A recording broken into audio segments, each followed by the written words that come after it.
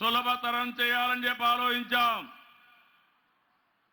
ఈరోజు మీరు చూస్తే నేను ఆలోచించింది, ఈరోజు మీ అందరికీ 10,000 రూపాయలు చెక్కులిచ్చి మిమ్మల్ని పింఛన్లు ఇచ్చినప్పుడు ఈ చెక్కులు మీకు ఇస్తున్నాం. 3 చెక్కులు ఇస్తున్నాం.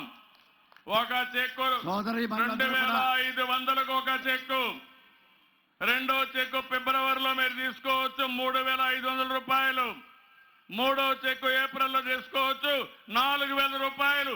మళ్ళీ వేరే వాళ్ళ దగ్గరికి పోయే పని లేకుండా నేరుగా బ్యాంకుల్లో మీరు వేసుకునే అవకాశం వస్తుంది. సోదరి మనులందరూ కూడా పైకి లేచి చేతులు ఒప్పవలసిందిగా కోరుకుంటా ఉన్నాం. ఈ మంచి ఒక సాంప్రదాయంలో ఈరోజు మనకిచ్చిన వారం ముఖ్యమంత్రి గారు ఆనందాన్ని వ్యక్తపరిచే ఒక సమయం. మీ అందరూ కూడా చేతులెత్తి కొద్దిగా మైక్ పెంచారు. ఏమమ్మా అందరూ ఆనందమా, హ్యాపీనా, ధైర్యం వచ్చిందా, ఫుల్గా సాటిస్ఫాక్షన్ ఉందా? ఉంది అంటే గట్టిగా 2 చేతులెత్తి పైకి చెప్పండి. నేను చేసింది మంచి పని అవునా కాదా? మీ యొక్క ఆత్మ గౌరవాన్ని పెంచానా లేదా? మీరు ఆత్మవిశ్వాసంతో పనిచేసుకుంటే ఇంకా ఒక అన్నగా ఎప్పుడూ అండగా ఉంటా, మీకు తోడుగా ఉంటాను, చేయూతనిస్తాను.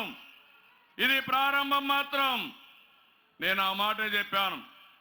ఈరోజు ప్రపంచంలో ఎక్కడా లేని శక్తి మన రాష్ట్రంలో ఆడబిడ్డలకు ఉంది.